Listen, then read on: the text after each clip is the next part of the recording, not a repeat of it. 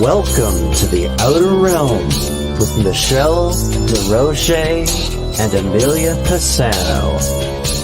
Airing live on the United Public Radio Network, 105.3 FM in New Orleans.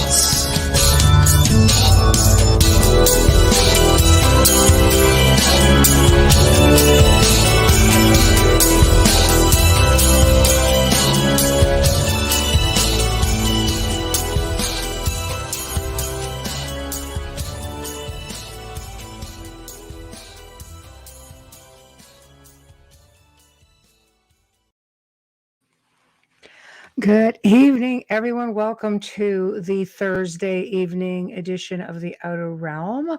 As you can see, I am solo. I'll explain all about that shortly. We are broadcasting live here on the United Public Radio Network 105.3 FM from the beautiful city of New Orleans. We are fully sponsored by the amazing folks over at Folgers Coffee.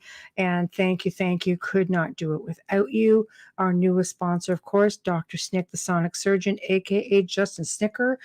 And that's his voice and music you hear for our intro and outro. He can be found anywhere that's got cool music, including Bandcamp, Spotify, iTunes, Amazon, etc., etc. So thank you.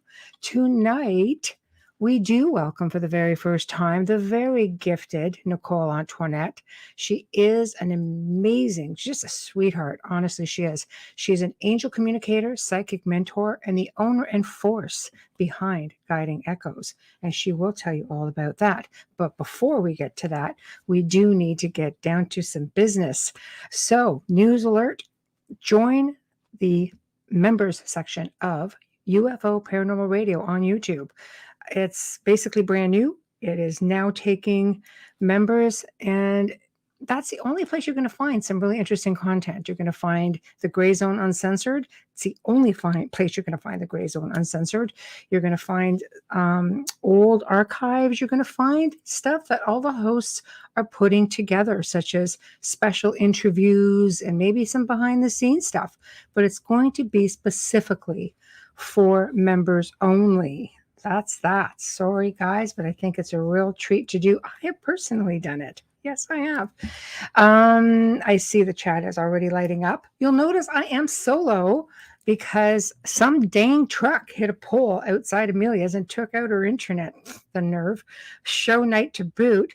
But anyway, she's going to be in chat. So she's going to be in UFO Paranormal on YouTube. She's going to maybe bounce around over to the Outer Realm Facebook page. But right now I see she's quite active on YouTube. And okay, boo. I know it's a big boo. Anyway, I see we've got Pauline, Mama Bear in there. We've got Amelia, we've got Wayne, Michelle Millens, Doreen, Reedpath, Dave Petrello. God, it's just really filling up. Janie, hello. So yeah, this is great. So Amelia will be in chat to interact with you guys, and she might be able to pop in a few questions for our guest. And I am really looking forward to this because, EC, hello. Dolly, hello. Nicole has just been in a little bit of communication I've had with her, just a real sweetie. She came to my attention from a dear friend, Alexandra Holzer. So yeah, you guys have all seen her on the show a couple of times before, at least maybe 3, and bringing her back on again because she is also just really delightful. Every now and then, you just meet people who are like part of the little chicks club, and that's definitely Alexandra, and absolutely, I think Nicole could be one of our little chiquitas. So Nicole Antoinette is a psychic medium, angel communicator, psychic mentor. She was raised in a strict, abusive, and religious household in which psychic gifts and abilities were viewed as evil and demonic. Pretty much heard that story a few times, and my gosh, guys, we have to let that go. Honestly, I'm so grateful that things were a little bit more open-minded in my household. As an adult, Nicole discovered her psychic gifts and made it her mission to not only share her gifts with the world, but to teach others how to accept, embrace, and enhance their own psychic abilities. She has created several online courses, such as Easy Steps to Strengthen Your Clairvoyance, Embracing Heaven, Connect with Your Deceased Friends and Family, and Psychic Mediumship Through Chakras. Right off the bat, I know I'm just like digging this girl. She's just awesome. And we're going to wait for her to come on in. I want to get rid of Facebook now because I'm going to be hearing binging the whole way through. Hello, Ellen from Chicago. Hello, Amanda. My gosh, romper room with a magic mirror. Dare I even ask, Wayne? Dare I even ask? So, some things you just don't want to. You don't want to know. So, anyway, please, guys, feel free to put all of your questions and comments in the chat. I can see all 8 platforms right in front of me, and I can see we are filling up on the other platforms as well. So, yeah, Joe, you're just too darn sexy for radio. We know, I know, but thank you for being in chat. And here's our lovely guest right now. Hello. Hi. How are you? I'm great. How are you? I'm well. Thank you. As mentioned, Amelia is not with us, but she is in chat. You'll see her pop up, and I'm sure every now and then she's going to toss a question in from there. But some truck hit a pole outside her house. Dang it, right on show night. So it's like, thanks for that. She goes, hey, she goes, here we go. Here's Amelia. Hello, Nicole. There we go. Yes, Wayne, I know it was a show in the 60s. I just wonder why it showed up in my chat room. That's all. Stupid truck. So you're doing well. We've really been looking forward to bringing you on, and I'm looking forward to hearing all about it. You seem to have grown up in the same sort of environment it's such a familiar story with people in respects to the secret. You don't want to talk about it. Right. And ironically, in one of our other chats from the show last night, we had a woman make comments about the guest with respects to his abilities. And she was, I'm guessing, very Christian, and saying that we shouldn't be promoting things like that. That's just not a good thing. And I kind of got the sense that it was a big taboo, with her faith and in her life. So why don't we start off with you, I guess, with your humble beginnings and what it was like for you growing up? Well, it was not fun. No, I guess not. Not at all. So basically, I was born on December 13th on a cold I'm kidding. So Nice. I mean, I don't know how far back you want me to go. No, wherever you want to take us. We'll go back in the Wayback Machine as far as you'd like, girl. Oh my gosh. So so I was born and raised into a Christian family, Protestant Christianity. Only it wasn't any type of Protestant Christianity I think most people are familiar with. Basically, my parents kind of created their own brand of Christianity and went with that, and they were very abusive, very controlling people.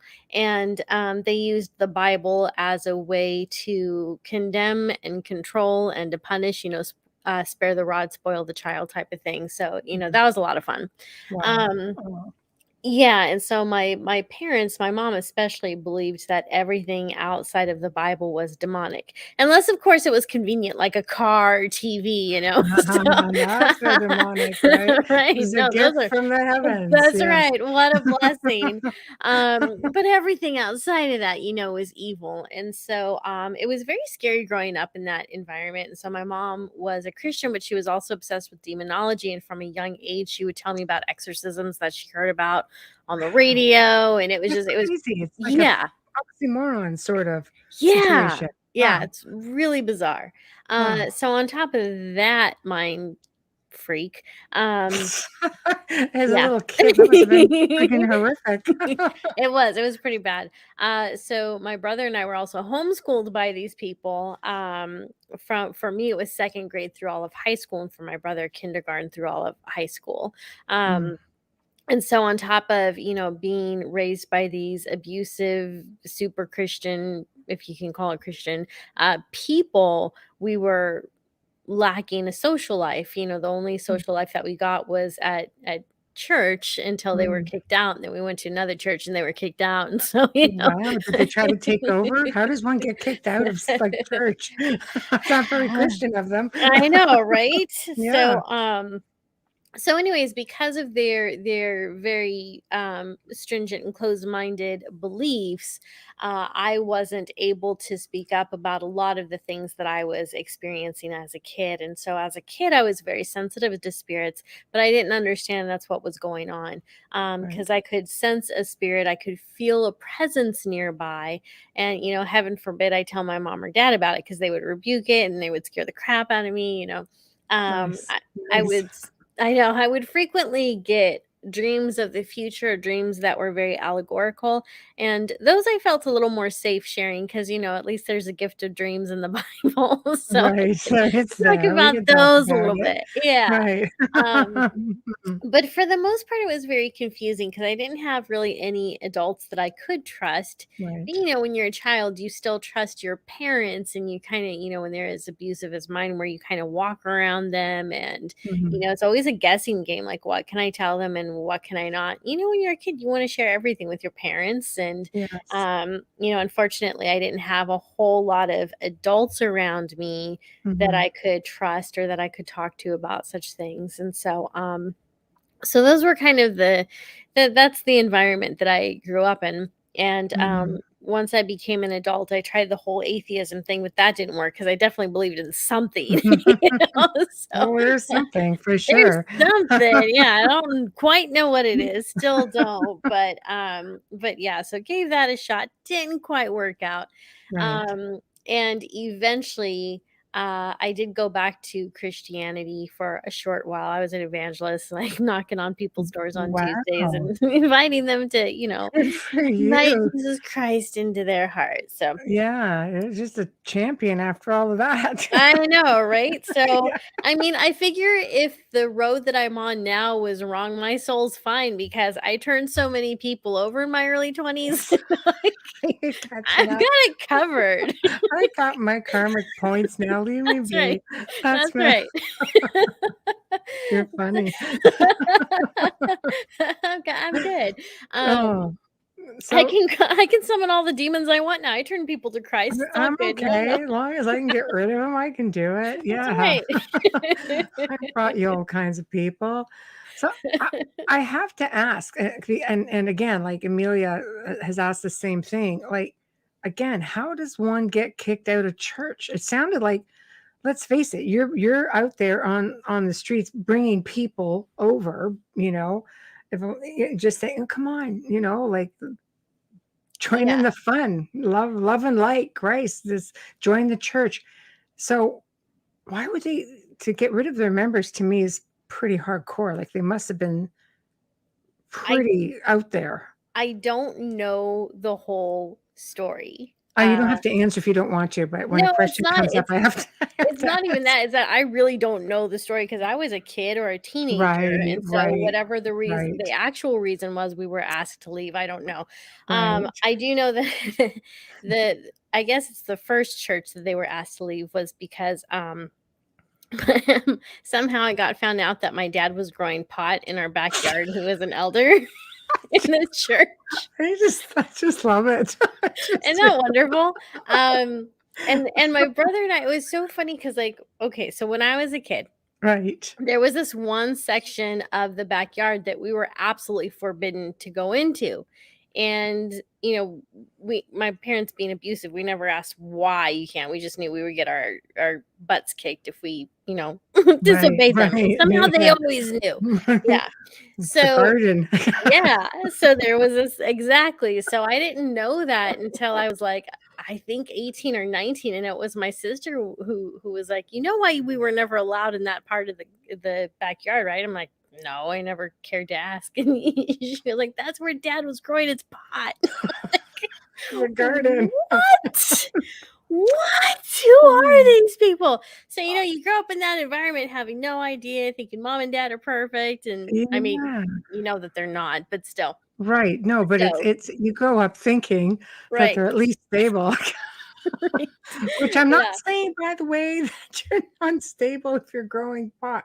I'm just saying that in the type of environment you lived in that was so Right. strict, it was almost, say what or do what we say, not as we do Oh, sort of deal, absolutely. right? 100%. Yeah. I Yeah. mean, yeah, I grew up in an entirely different situation, like as did my mother. And we're going back now, but our family was just really open about it. Just like, oh, you have an imaginary friend and set a place at the table. It's just that Right. sort of openness, right? So, oh my See, gosh, and my I mean, brother had an imaginary friend when he was a kid, and when my mom found out about it, she freaked out. She started rebuking Satan. Like, it was just like, that's how over the top these people were. So it's a very scary environment to grow up in, because it's like we weren't even allowed to have an imagination. Like, it was just right, crazy. Not that imaginary friends really are just in your imagination. Obviously, some of them can be spirit guides or spirits or sure, whatnot. But yeah, so it was for sure. it Amelia was seems to think, did you feel at that point that I must be adopted? you It know, would it's sound much more funny. humorous if she was here singing her cute little bubbly voice. But so, You know what's funny about that is, like, earlier today as I was making dinner, all of a sudden it popped in my head where I was like, I should totally get 23andMe. What if I was switched at birth? That would be the best news of my life. it's you never You know. never know. As Why Wayne not? says, they shouldn't have been playing with the devil's lettuce. So we're going to have some good ones now. I'm just sure. But Amelia does say that her grandmother was kicked out of church because of her abilities. Oh, interesting. And well, we're talking hardcore Italian Yeah, also, right? So, wow. So that's yeah, it's almost like do as we say, not as we do. right. That must have been really difficult because you're being told one thing, you're seeing something completely different.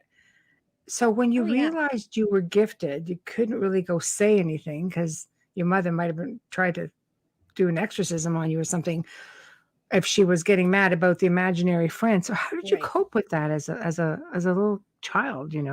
How did little Nicole actually cope with that? This sounds like it should be a movie.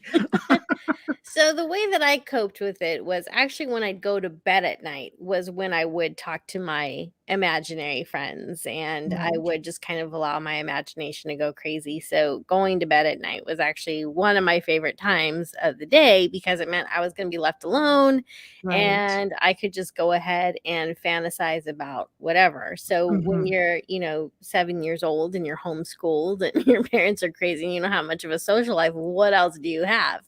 Right. Um, so Right. I so that's how I dealt with it. And to be honest, I don't remember a lot about my childhood. So other Mm.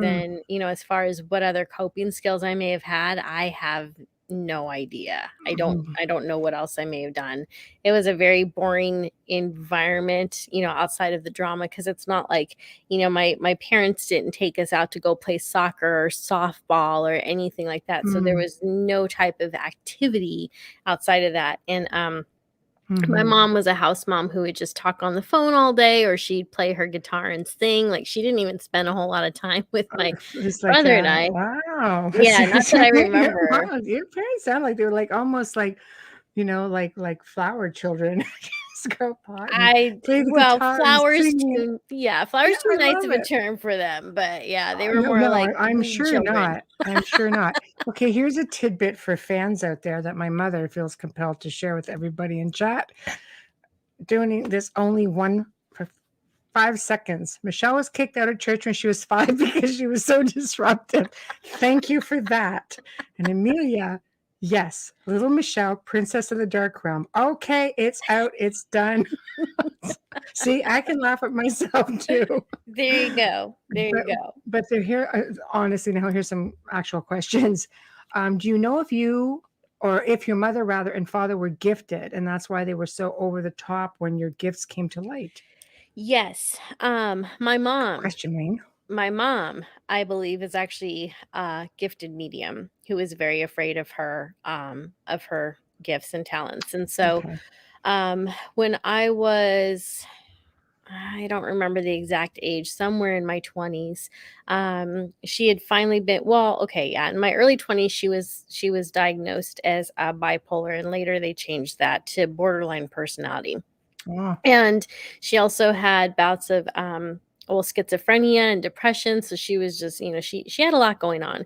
But what was interesting to me was the schizophrenia, because later on when she would talk to me about it, I would ask her, like, well, what is it that you're hearing? And she's like, well, I hear a couple. I hear a man and a woman, and they talk all day. I'm like, well, what do they talk about? She's like, just really boring stuff. I'm like, well, what kind of stuff? And she's like, well, one time she didn't want to cook, and so she asked her husband if they could order pizza, and he said, yeah, that's fine. She's like, so I had to hear them talk about what type of pizza toppings and everything they were going to have. I'm like, that does not sound demonic. no, it You know, sounds like it's you've tapped into yeah. I mean, what is that? tapped into Dimensional? something. Is that? Yeah. Right. Yeah, I don't know Wow. what that is. And then so she'll talk about how, she told me how she heard this couple all the time, or frequently I should say. And another thing that's very interesting is she talked about how she would hear voices coming out running water or fans, basically white noise. And what's interesting is Mm, that white noise and the sound of a fan and water, sometimes spirits do use those as it's conduits to be able true. to talk. Yeah. It's true. Yes. So as she, as I mean, I haven't spoken to my mom in over 10 years, but back then when my abilities were opening up and I was starting to embrace them quietly, because even as a young adult, I wasn't sharing much with them. Hmm. The more she would tell me, the more I realized that she had some gifts, and because of the pressure that she was getting from the church and everything, she was just very afraid of them. And she also did have some terrifying experiences as a young I child bet. with her ability to I see bet. things. Yeah. So she Hmm. saw some really crazy stuff in her house. Well, let's face it, you don't just take up reading about demonology and exorcism unless there's something that prompts you into that direction. Right. Yeah. So it Very makes you true. wonder, what exactly did you see in that house? Yeah. Um, so I don't know what all she saw, because she never talked about that, but she did tell us Mhm. about some of the crazy stuff that her sisters had seen and her brother. And there was like a little girl in a blue dress that would float in the kitchen sometimes. It, scared the grandkids. I'm glad I never saw it. Right. But Nice. as Great. an adult now, I would be all over it. I'd be like, hey, who are you? Don't Right. come up. But as a kid, I would have been terrified. Yeah, Um, for sure. so yeah, so I think that on my mom's side, there's definitely a lot of strong gifts. Mhm. But on my dad's side, none that I know of. Um, Okay. so yeah, it does seem like it very much comes from that side of the family. Well, Amelia says, "Did you share your gifts and experiences with your friends?" Amelia, it's really weird having you host from the chat room, but I'm just but there we have it.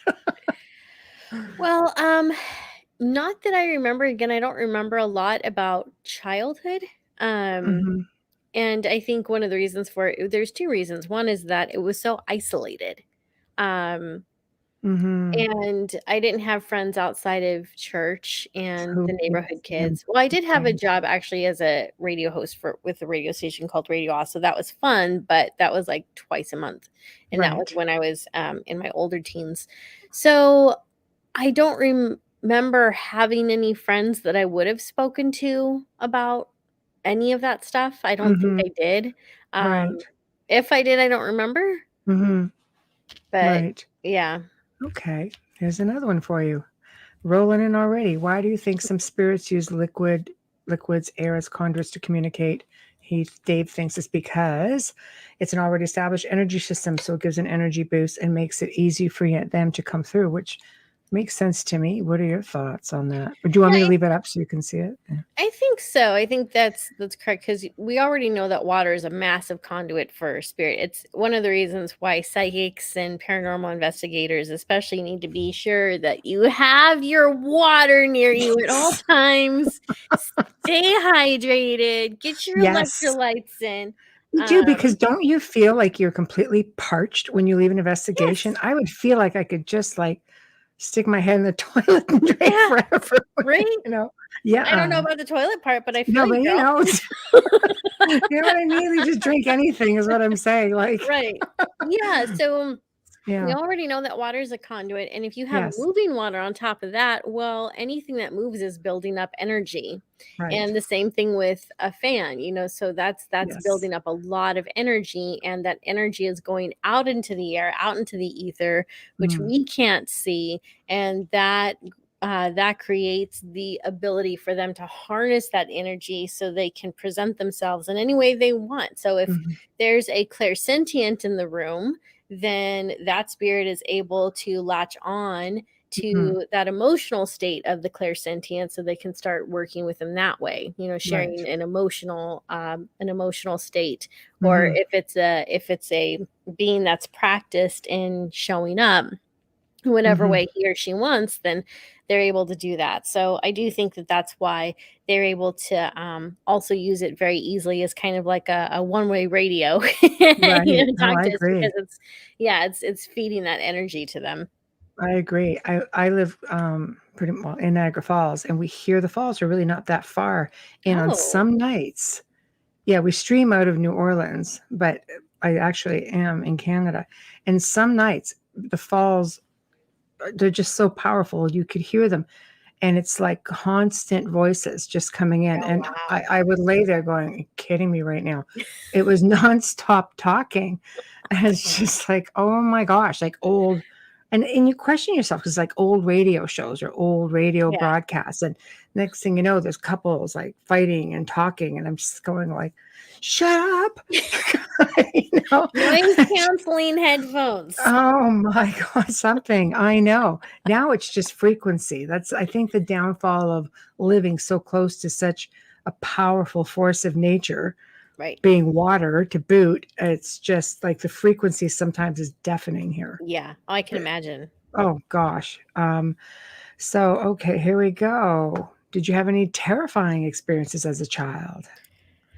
There we go. Um, I did. It's not one I talk about very often, and it's not what most people would expect. So, Right. one night when I was a child, I don't remember how old I was, 5, 6, 7, Right. somewhere Wow. around there. I was lying in bed, and there was a stream of light coming over me as I was lying down. Mm, So, groggy little Nicole kind of looked up like, "What?" And I mm, have a mirror, full size mirror in my mhm. bedroom, and there was light coming from the mirror. So it's not like it was being reflected from anywhere else. It It's was light coming coming out from, of the mirror. yeah. So, Okay. so I was curious, and I got up and I went to go look. And as I approached the mirror, I saw this. I almost don't want to talk about it because it still freaks me out. It's nothing Oh, scary sorry. exactly, but it's still scary. So there was this hallway in the doorway full of all these doors, and on the Mhm. edges of all the doors was all this light, and this hallway went on for infinity. Like I didn't see an end to it. Mhm. And when you're a kid, you don't really understand anything. Yeah, This no. part of the brain isn't fully developed yet. So I don't know Yeah, what I was yeah. thinking, but I put my hand on the glass, and one of my fingers actually went through. It was very cold. So I Oh, snapped my hand back. And I think at that point, I mean, I don't remember all of it exactly because it's not like a memory I choose to go mhm. back to very often. But I Sure. don't know if I thought I was dreaming up into that point. Like, I don't really know where my headspace It was. I just just seemed really remember, surreal. yeah. And then, Yeah. but once my finger went in there, and it Mhm. was super cold, like ice cold. It's like I woke up and I snapped my hand back, grabbed it, and ran to my parents' room and was crying and screaming and trying to Mhm. explain to them what happened. And of course, they thought it was a bad dream or something like that. And Mhm. I don't remember us talking about it again. But again, I don't remember much of my childhood. Right. So, Right. So, I mean, I don't remember seeing ghosts or spirits. If that did happen, I blocked it out. I more or less like felt them and sensed them that way. I think the scariest thing in my house were my parents, actually. So it's like those were the terrifying experiences. Right. Yeah. But I as guess far they as had the potential for sure. but as Yeah. far as something supernatural, Mm. that's something that happened to me when I was very young. So It's that it's was scary. crazy because mirrors are said to be, portals, Yes. in certain conditions. It can be portals. Or, as Dolly says, out of body experience, perhaps. Oh, maybe. I don't know. Yeah, Could have been. that's kind of freaky. That's kind of freaky. Oh, Yeah. hey, Lisa Marie. People are still coming in. So basically you're making it through childhood. You're trying to communicate this. Your friends are limited and Yes. you can't talk to your parents. How did you deal with all this? This is sort of it's really difficult. Like I grew up opposite. I was just told to be selective about who I spoke to because some people would just think you're a freakazoid, like, Right. devil worshiper, don't do it. And Sure. Yeah, so I think that, as a kid, you just kind of go along with whatever you're taught and whatever Mhm, you're told. And so, you're in that type of environment, you're very much groomed for whatever your parents have in mind for you at that age and at that time. Um, mhm. and so I did watch a lot of TV. I read a lot. Oh my gosh, I read so many books. I loved to read as a kid. So it was probably and a teenager. So that's how I coped with it. You know what's weird? My parents actually let me read Stephen King. So they wouldn't let me watch a lot of things on TV. But like I would go Great. to the library and bring home like Stephen King. And it was like, okay, that's cool. It's like, what is Oh, this wrong with is you people? cool. We can't even But talk about like, okay, right yeah, on. right. Right. Um, So I think watching things like Star Wars and things like that, where there's almost like a psychic sense or at least force, like you can almost live vicariously through that Right. sort of thing. And, movies like The Craft when that was big. Um, Right. so I think that's probably how I coped was just watching and reading what I could. And learning, And maybe. yeah, and just feeling like, okay, I know this is fantasy. I know this isn't real, but there's something to this. So there was that sense of maybe someone or something understanding. And still, even if it was a fantasy, I think it was giving me some type of comfort. And Mhm. also, like, I just found it all fascinating. Like, I thought psychics and mediums and ghosts and spirits and all of that were tremendously fascinating. And I've Mm. always thought that. And I always wanted to pursue it, even as a kid, but you're taught it's evil. So there's also that fear. Yes. Um, but then, as an adult, one of the ways that I broke away from that was actually through meditation. So in my mid 20s, I went through an unfortunate situation where I lost my job and Mhm. I had a condo at the time and the condo was going into foreclosure, and so it was a really crappy situation. Um, and I couldn't afford to go to therapy and get help for the level of depression that I was in. Mhm. So I was in this chat room online, and someone was like, "Well, why don't you try meditating?" They gave me this resource to a website called meditainment.com, which is still around. They still have great meditations. Oh, Um, very cool. yeah, so they were telling me how that can help with anxiety and depression to give it a shot. And so this is so sad. So like I found the courage to do this. I was so afraid I was going to get demon possessed because that's what Aw. my parents again, one of the things they taught you is Yeah. that it's through That's meditation that people terrible. become possessed. So so I remember being really scared. I sat down in my living room. I loaded up the meditation. I was like, I gotta try something. Like I Mhm. gotta try. That's how bad my depression was. I was literally willing, not willing, but like chancing that I might have a really scary encounter with something horrible. But it was like Right. I've got to do something about this depression. So I Right. ended up doing this meditation where you're walking down this beach and it's very tranquil and very peaceful. And at no point in that guided meditation were you supposed to meet someone in the meditation, but I did. I met my first spirit guide. I met this Oh. man walking, and he had a dog with him, and I remember that I loved the dog. I was so excited when this dog comes running at me, and Aw. I'm like, "Puppy!" You know? But Aw. what's looking back at that, what's fascinating to me was how not just that my spirit guide came in and that it was very smart of them to bring a dog into that meditation with me to break the ice immediately because I wasn't gonna Just sense any ease you change. into it. That's right. Right. But the level of detail that I saw in that visualization, Mhm.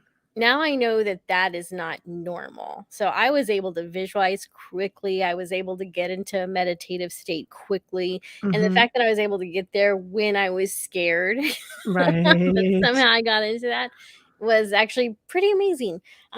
So I continued to do that meditation, and sometimes the guy was there and sometimes he wasn't. And that's kind of how the whole doorway into that other spiritual path Mhm. began to open up. And the mediumship wouldn't open up for probably another 5 or 6 years after that point. Um, but yeah, Mhm. so that's how I kind of got on this path and was able to Mhm. steer clear of the other one. Yeah, it's kinda scary. Do you find every now and then that they tend to cross? Because I mean, getting into, paranormal investigating, if you get kinda yanked into that with Mike, thanks, Mike, right? You know, you're going to sometimes end up like, I know I filmed in places that were supposed to be very benign. Next thing Hmm. you know, you're there, and it's like, this is not benign at all, and the Right. people sometimes, they just are used to living in a suppressed situation, and they don't go Right. beyond that. Yeah.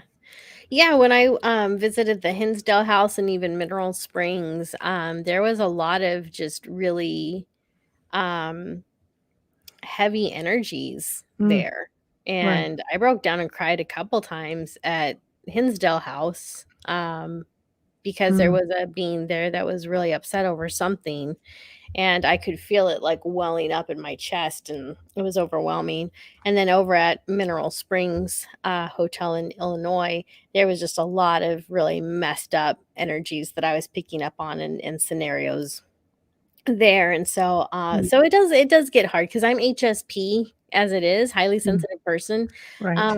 so, I'm hyper aware of my surroundings pretty much all the time, and Mhm, so being very sensitive emotionally and everything on top of that, when I go into different locations where there is that very heavy energy and there are those more depressed spirits or confused spirits and they start, intertwining with my energy, that can be very difficult. And it takes for me, it can take a few days to kind of shake it off. mhm. It takes a Yeah, I while. I can Yeah. see that, I can see that. It's not for everyone. It's got to be difficult if you're that sensitive and you're going into a location, for example, where, like, you feel you see there's, let's say, a child spirit, because I'm a real sap when it comes to child spirits, but you're in a location that they're there to bring people in to investigate. They don't want their Yeah. spirits moved on. I find that really, really hard. Do you have trouble with things like that? Do you just kinda secretly move them on? I don't, Mm, I have a real problem with the lack of integrity that a lot of people have in the paranormal field. Like, I have a real problem with that. right. And if people are wanting to keep the souls of anyone trapped, whether it is a child Thank you. or an animal or a person or a woman who was Mhm. blundered to death, I think that's horrible. I think it's Thank you. unethical. I think it is cruel. I think it's sociopathic. I Mhm. don't like it at all. But, Mhm. so when you're wanting to keep things there and you're telling people not to help these spirits, my response is, I do what I want. know? Like, if I wanna talk to this Yes. spirit, you're not gonna Yeah, know I'm talking to the spirit because exactly. they're telepathic. That's And right. The if they spirit need gone, right. yeah, No, it so is really difficult. yeah. It is really So difficult. I'm not gonna ask someone's permission to talk to a spirit. I know. It Unless is it's hard. it is. It is really hard. We've helped researchers who've run into trouble with, negative things, but yet they just finished telling you, well, there's a spirit here that was there. And I'm like, so that spirit should end up in trouble? What did you Right. do about it? Yeah. And why are you messaging me now? Right. That's the big one, huh? What do you expect me to do about it? It is. It's really, really maddening. Okay, I'm going to read off some comments for those who are Okay. only listening tonight and who aren't actually watching, because we have people around the world who don't just watch. Great point. Sometimes the energy is oppressive, but people have been living there for so long, they don't even realize it might not be them that's doing it, but rather something in the environment. Yeah, I guess you just get used to it, right? So, Wayne, oh, when I'm in a benign place, I start quietly humming Run for the Exit, not because it's not benign. That's true. People Yeah. have said to me, you hum when something malevolent comes into space. I'm like, I don't pay attention to what I do. You just kind of just zone out and I hum. But then it's like I'm humming just because I'm got a tune in my head and people think, what's going on? You know what? I don't know. Like Beastie Boys is stuck in my head. I don't know what to tell you. I know. It's that one annoying song that keeps playing itself out. Right. Amelia, I have a difficult time understanding people who leave them there. Yeah, we've talked about that too on the show. I don't question how people want to do the investigations, or people who, as a medium can go into locations and not do much about it. It's really hard. People have these locations. Sometimes it's their livelihood. Right. It is really difficult. It's a tough spot to be in. Yeah. Lucas, how do you guys feel when psychic abilities come in all of a sudden? I will leave that to you. There we go. Overwhelmed. That's for you. Overwhelmed. Overwhelmed. Like, what? Especially if it's some place you don't expect. Like, it's not some place that's supposed to be haunted. You're just like at a freaking bookstore, and all of a sudden everything starts lighting up, and you're like, am I in danger? Should I leave? Am I supposed to just talk to someone? Like, what is going on? Right. Yeah, because I think, well, also when you become, I think, a more developed psychic, I think that you're able to decide when it's on and when it's off. So if you I decided can that switch it's off. yeah, so if you decided that it's off and all of a sudden it turns on, for me, and when I'm done, Michelle, I'd love to hear your experience, what it feels like for you. But for me, there's instantly a sense of, I want to say anxiety at first, because it's like, Right. okay, I did not turn this on. What just happened? Right. And I will, depending on the situation, either lean into it, because there might be a spirit nearby that wants to talk or needs help or whatever the case is. Or it could also be that, at that point in time, your angels or guides decided, hey, remember that thing you prayed about 3 months ago? We've got the answer now. Like, thanks, dude. Right. So I'll pay. Thanks. So yeah, so I'll pay We would have attention. told you, but you had the switch off. Right. Something like that. You think you snooze, you lose, right? So So I'll kind of lean into it and just kind of quickly investigate it, get a little curious about it. And right. then after that, usually I can turn it back off and go about my day, or I'll leave it on just to, especially if I feel like it's turned on as a way to protect me, which I think has happened before in the past, where I lived in a really dicey situation with some roommates that were not on the up and up, and everything just kept turning on at like random times. And then one day out of the blue, I saw an image of the house completely shot up. And at that point I was like, I'm out. Like I didn't even give them notice. I just packed and left. I was like, I'm out. I paid my rent. I'm gone. And Yes. I mean, I don't think that ever happened to that house. I have no idea, but that vision was definitely got my attention, where it was like, okay, there's danger. Like, we've been trying to tell you there's danger. You need to get out. And so Right. it worked. Yes. But what does it feel like? But what does it feel like for you, Michelle? I have to tell you, I was considerably older. I mean, I've had memories of seeing dead people from very early on. But I was considerably older when I actually learned how that I could actually shut my abilities off. I'm thinking, I have been a darn tortured soul all this time. Aw. No, but just because you hear things at night, and when my daughter went through it, she was like, it was really strong at 15. I just remember her in the middle of the night saying, would y'all just shut the hell up? And I was like, oh, she wanted to switch off. I switched off the the clairaudience part of it, like hearing them all the time, which made it more difficult because now you're hearing things, you're trying to interpret what it is as opposed to full on. But I think that's where it started for me. And I didn't know enough to go the extra mile to just be able to go on and off. For me, I think it's very quiet for me. I know people are saying, even in chat, like they feel anxiety.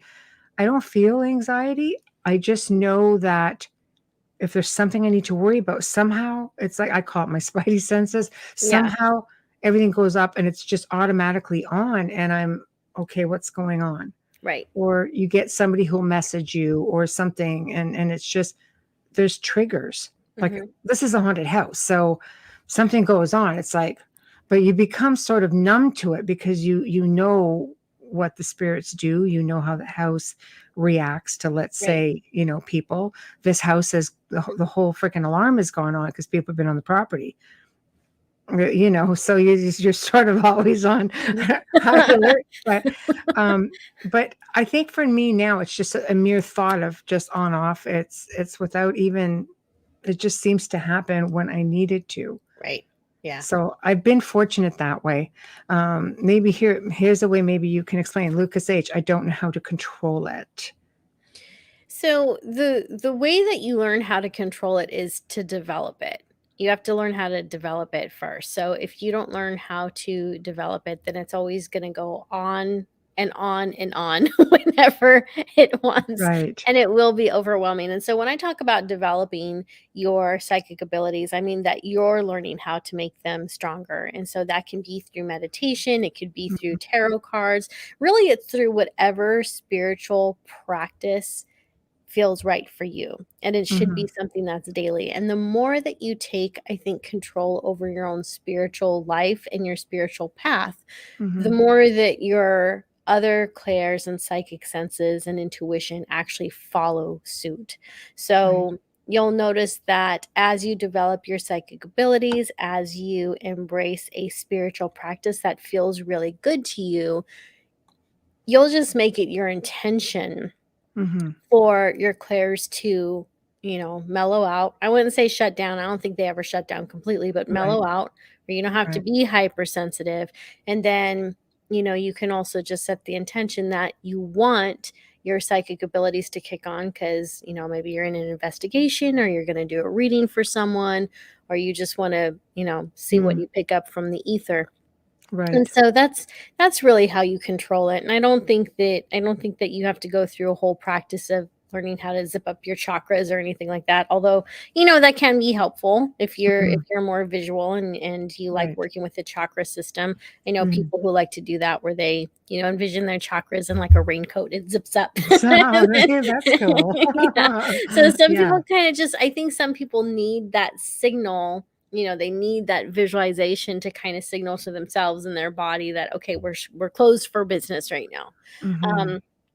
So there's a lot of different ways you can learn to control it. But again, I think that's the best way is when you learn how to strengthen it, you also learn by proxy, I think, how to shut it down. It's like anything, you just have to work at it. Yeah. Tamara, do you ever get overwhelmed when you are around large crowds? That's a good question. I do, but I don't think it's because of my psychic senses. I think I'm just like claustrophobic. I'm only 4'11" and 3/4, and so I get like pushed around in crowds very easily, and that's a little intimidating. But there's certain crowds that I love. Like I love the crowds at an amusement park because I love amusement parks. And there's just like usually a pretty happy vibe there. Like everyone's happy, everyone's goofy, everyone's laughing. Like those type of crowds are fun. Concert crowds, not so much because I don't really like being around the alcoholics and all the drugs that get like that. That just feels to me. Well, it's an energy thing too, right? It is. We absorb that, I think. Yeah. So it really depends on the crowd and the situation. So, if it's a happy crowd, I'm good with that. Loving that. But there's certain crowds where, for example, like at a bar with a bunch of drunk people. Like, I'm not really comfortable there. So, Right. yeah. No, I can understand that. And I think to go on with that and a little bit on what we were talking about with abilities and switching on and off would be grounding. Yes. I Yeah. think if you ground your energy, then you stand a much better chance of having things latch on Right. or be really overwhelming. But I find even with people, like just people energy can be really bad. Yeah. Well, speaking of that, I want to show you something real quick because this was really helpful for me. So, for Okay. people who don't know how to shut down their abilities when they're feeling really over anxious, or if you're just out in a crowd and you're like, oh my God, I'm going to die. I learned this technique that's actually really fantastic. So, if for some reason you're too frazzled to ground, the technique is you take your non-dominant hand, spread it out like a starfish. You get your index finger from your dominant hand, and what you do is you trace your hand. So as you're going up here, you breathe in. As you come down, you breathe out. You breathe in, you breathe out. So every time you're moving your finger up, one of your fingers, you breathe in, and when you bring it down, you breathe out. And that gets you back into your body. And if Oh. you focus on your finger, on tracing your finger, it just gives you something else to focus on, and you're taking control of your breath, you're taking control of your energy. Mhm. And after just like a few sessions, or not a few sessions, just after tracing like a few fingers, Mhm. well, if you have more than 5, you have a problem. You're an alien. But after If you have going more than 5, you're a freaking alien. You No, probably have much better techniques than what we're you talking about. probably do. Like, I wanna see you shuffle cards. Right. But once you get to, like, the 3rd or 4th finger, you're gonna feel so much better, and Right. if you do a second round, you'll probably feel relaxed. So, Right. yeah, it was a mindfulness teacher that taught me that, and so even now when I'm starting to feel, like, really upset or overwhelmed or whatever emotions come out, Mhm. that's something that I'll do, and it's something you can easily do in public because it just looks like maybe just like a little nervous thing, like Right. no one's gonna be standing in line Like a with you and little be like, tick "Why are thing. you It's like touching your fingers?" Like, no one's you gonna care. might. Yeah. Yeah, we're living in hostile times right now. I don't know. As long as you've got your gloves on, you're fine. Exactly. No, I love that. That's awesome. I love that. So what was your first experiences with angels? What made you decide, like, I want to be in communication with angels? I mean, aside from the obvious, like who wouldn't? But but again, it doesn't just happen. Some people actually go the other way, and Right. start getting into dark arts because you have these entities who are very willing to Oh, sure. communicate with you, you know. So what was the trigger for you? What made you think that, no, this is something that works for me. I love them. And I just, Yeah, angels are whatever. great to work with. So, Yeah. a lot of that has to do with the different books that I was reading on, more spiritual topics, new agey topics outside of Christianity, and angels were coming up frequently in the different books that I was reading. Mm-hmm. And so, one day, again with the meditation, I decided to do another guided meditation, and this one was to meet, I think it was Archangel Gabriel, Mm-hmm. and she was a lot of fun. And she, in the meditation I was doing, she was like really. She was just happy. She was fun. She was Mm. laughing. I was just like, "Oh my God, I made a new best friend." Somebody I can talk to. Yeah, and Understand me. Right. right. And so after I Right. came out of that, I just knew that I could still feel her near me, and I just knew that Right. that was an energy I wanted to continue to work with. But Right. also, I think another reason that I'm drawn to angels, because I kind of go back and forth with them, and when I say back and forth, I mean like I'll be really into working with them for a while, and then I'll kind of fade out and maybe work more with magic or guides, and then I'll go back to angels, and then I'll go to something Right. else, and then I go back to angels. Right. Then I just go back to angels. But angels Right. have been very consistent in my life because even as a Christian, when I was in my Christian days, I felt my angels around me. And when I tune into them, like I can feel them now. But back then, they were a very present force, and I could sense them, and I knew that they were near me, and I knew that they were tall. I knew that they were enormous. Right. And there was this one time where, again, as a Christian, the lock to my house, the lock to the front door, decided it was going to stay locked when I was trying to unlock it with the right key. So that wasn't fun. And so No. I was sitting there like, why isn't this working? Getting upset. And then all of a sudden I stop and I take a deep breath and I'm like, okay, Archangel Michael or whoever, whatever my angels are listening, can you please, please, please, please unlock this door for me? Boom. Wow. It was Who needs a unlocked. I was key? able to get into my, Who needs a key? Who needs When a you've got an key? archangel, right? So so that was actually a really powerful experience for me because Mm. you're not supposed to talk to angels. You know, as a Christian, you're not even supposed to talk to angels. It's considered praying to Wow. them. So that was the Wow. first time I just asked an angel for help and got an immediate response and immediate Mhm. help. And so Right. that's something that always stuck with me. And I remember one time, like after I was doing my own little Bible study, reading the Bible, taking notes, I just kind of stopped and I was like, angels, I know I'm not supposed to talk to you, but I really want to thank you for, being in my life and helping me. Right. And so I think that angels, because I connected with angels before I ever did the mediumship Right. with other spirits. And so I think that angels for me were a safe transition. They were a safe transition into everything else. Right. But it was really through those guided meditations that I started working with them more consciously and consistently.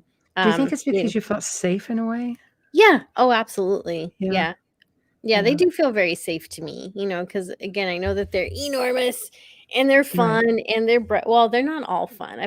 There's one that I know who's one of my angels and his name is Logos and he's like such a serious mofo and I'm like, dude, like, can you show an People ounce don't of realize compassion? You that, don't, yeah. right? He's They're not all love and light. no, they're Like, they're not. pretty Like badass, yeah, actually. they are. Right. Well, angels have been known to draw blood. It's all throughout different, books of history. Yes. Um Yes. But yeah, so Logos is very he's very straightforward. He doesn't beat around the bush. If he's got something to say to me, he'll say he doesn't care if he hurts my feelings. And I've told him a few Nice. times, I'm like, yeah, I don't even know if I like you. Like, can you I know You're not I'm my weird. friend today. Yeah. Like, can you tone it down a bit? Can you try to have some compassion? Right. Go talk to one of my angels and ask for advice on how to talk to me before you talk to me. Right. Right. Did I'm you seriously sensitive. just say that to me right now? I Yeah. know, right? Like, do you Oh my have god. any bedside manners? Right. No, apparently not, like, there are guides like that too, and it's really difficult because you're actually looking to these beings to guide you. And, Right. I had one, I thought it was pretty darn hysterical with the comment I made, and he just looked at me with this straight face. And I had another friend who was with me, who was a medium. He goes, I don't think he likes that. I says, I just don't think he has a sense of humor. And he was just all frowny. And it Yeah. was like, I get stuck with you.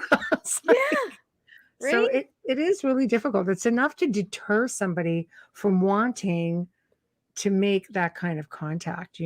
So Yeah. Well, fortunately, there are enough fun ones out there too. thankfully, Yeah. yeah, makes up for the frowny one. They're all scowlies. Yeah. Erica Farmer, how do you keep your energy from getting so depleted? Do you ever feel like your energy is depleted for long periods of time? Yeah. So as far as keeping the energy depleted, I go through bouts of depression. I've been very open about that on my Facebook page and YouTube. So Right. I don't know how you keep from being depleted because I think when you're psychic or you're sensitive or you're empathic or whatever fancy schmancy label you want to give yourself, Right. the truth is we all live in a sea of energy. Yes. And when you're psychic, you're open to that energy quite frequently. Mhm. And even when you have shut down your clairs, meaning that you've decided that you're not going to absorb and identify the Mhm. psychic information coming to you, you're still in this ocean of energy. Mhm. And so as a psychic, I think when we open up to do a reading or open up to even send healing energies to other people, we start blending with whatever is around us because it's part of where we get our energy. Mhm. And I think that that can be how we get depleted, because the energy right now of the world, with all the interesting things that have been happening, have been very conflicting and chaotic. And the world's always been chaotic as it is, but there are seasons when that is heightened and when it's worse. I mean, if we're honest, there's times when it's worse. And Mhm. so when you're absorbing energy, and even when you're giving energy, because when you do a reading, you are doing an energy trade, um, that can be very exhausting. And so the best thing to do is to recognize when you're headed for burnout, recognize the signs of it, because Mhm. psychic burnout and compassion fatigue is a thing. Right. And when that happens, you need to give yourself space to work through that. So Mhm. whatever self-care means to you, and I don't think self-care means go get a pedicure. I think self-care means, I you don't know, know. yeah. I mean, it can be, but It can be pretty nice. it can be. But you Yeah. want something that's like long standing. So, Yes. you might want to stop and be like, okay, what kind of foods have I been nourishing my body Mhm. with? Or have I been neglecting the nourishment because I'm Mm. eating for comfort? Are Right. you getting enough sleep? Mhm. What are you thinking about before you go to sleep? So you really just kind of have to build up a wall of, I want to say, almost a wall of positivity, so that you can keep yourself from feeling that depleted. Mhm. Because if you're feeling depleted, there's obviously something off in your life, and sometimes you may not have any control over what That's that true. thing is. So Right. you just kind of have to work through it, get Mhm. through it, ask your guides and angels for help. If you know Reiki, you can self Reiki. You can, if you've got friends who can send you energy, you ask for that. But just Mhm. also know that everyone gets depleted at some point. Like, everyone Right. goes through those seasons where their gifts seem to shut down for a while, or everyone goes through that season when they're not feeling particularly compassionate towards the human race. Like, it doesn't Right. matter if you consider yourself a light worker or whatever it is. Right. Everyone goes through it, and it's totally okay. It's called Right. being human. Yes. So just notice when you're depleted. Give yourself time to stay that way. I know that sounds Mhm. weird, but give yourself a few days to stay that way and just Mhm. lean into it, because that's how you also recharge. And then after a few days of leaning into it and resting and doing what you have to do, then you start rebuilding purposely from Mhm. there. So those are the tactics that's the tactic that kind of worked for me, where I'm just like, all right, I feel like crap, and I'm just gonna embrace this for a few days, Put your because feet it's up, like, back off, phone off the hook. yeah, That's it, leave me alone. Lots of water. There we that's go. right. Lots of water. Wayne says, I think it's difficult to not get depleted because we're energy beings that are temporarily in a physical form. So Yep. when we're experiencing these amazing beings, it's bound to drain us. I think Yes, so. I think I so think too. so. Amelia did have a question. I have to go back into the machine here, the way back machine, I was going to say. Nicole, do you also see or communicate with angels of death? That's a good question. I don't know if I would call them that exactly, but there have been times where I will communicate with. Okay, well, let me back up. We all have angels. I believe we all have angels, Mm-hmm. and when we cross over, we still have those same angels that we're working with. So there Mm-hmm. have been times when I have been working with a spirit on the other side, and one of their angels will come up. Like, one time I had I had a spirit on the other side that was not talking to me, and this typically happens when they were shy, quiet, or private in real life. They will take that to the other side. So Yes. I had a spirit on the other side, and I'm trying to deliver messages to his loved one who is still here, and I was getting really frustrated, and all of a sudden the angel popped up, and he's like, he's just like this sometimes. And I was like, Okay. So in other words, he's not talking. yeah, I So mean, what do you say to that? Like, an actual angel pops up out of nowhere. It's like, he's just like that sometimes. Like, okay, well, can so are you we help? gonna converse? Are you gonna translate? Are you Yeah, ventriloquist? and What can and we he do? did.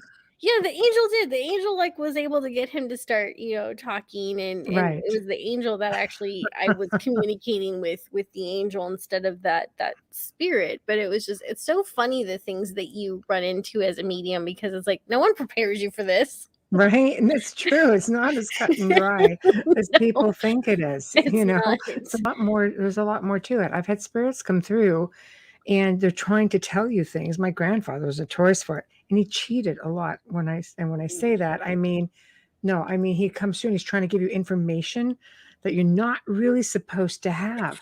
And then there's a woman in the background whom I am assuming is his guide saying, "Stop that."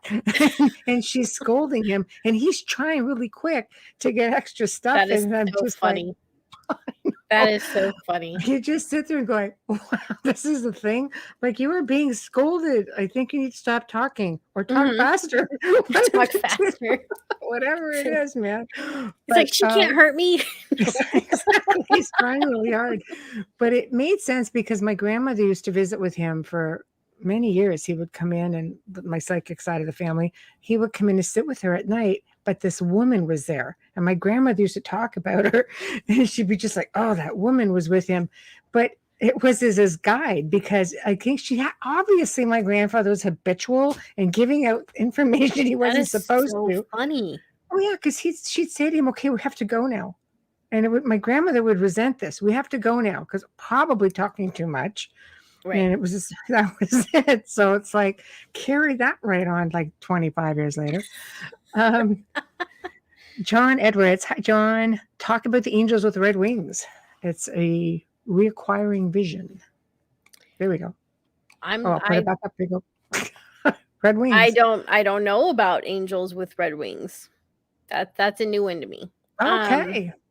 All Yeah. right. That's interesting. Well, there you go. There you Feel go. free to enlighten us in there and pass that information along, and we'll put it up there. So, okay, here we go.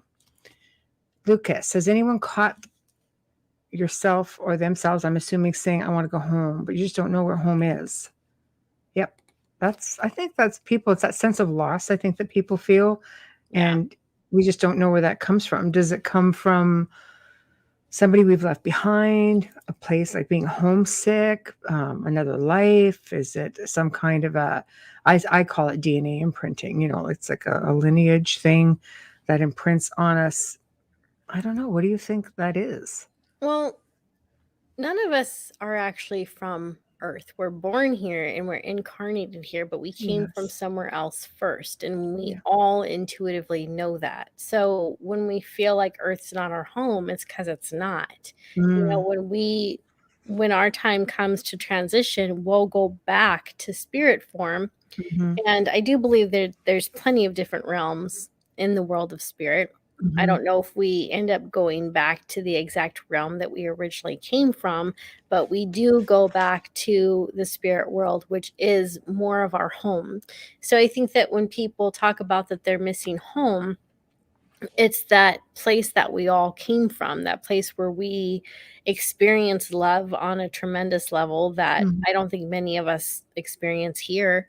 It's Yeah. that level of acceptance. And also on the other side, we do have different guides and angels that we work with, and it's different than here because over there we can see them just as easily as we see each other, Mhm.